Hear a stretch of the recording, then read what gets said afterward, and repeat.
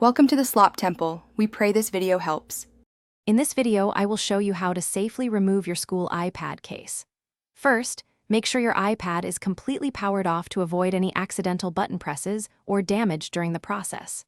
Next, carefully examine the case for any visible clips, latches, or seams, especially around the corners and edges. Using a soft, plastic prying tool, or even just your fingernail, gently begin to separate the case from the iPad at one of the corners. Take your time and apply steady, even pressure. Once you have one corner slightly detached, continue working your way around the iPad's perimeter. Slowly and carefully release the edges of the case from the device. It's crucial to apply gentle, consistent pressure to prevent any damage to either the case or the iPad itself.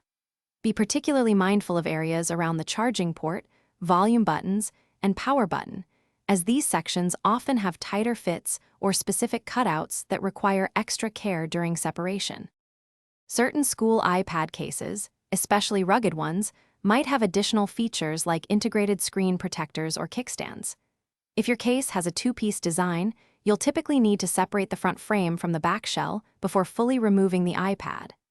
Gently pry apart these two sections, often starting from the corners. For cases with kickstands, ensure they are fully folded in or carefully disengaged, as they can sometimes catch during removal. Always prioritize slow, deliberate movements. With all the edges and any additional components successfully detached, you can now carefully lift your iPad completely out of its case.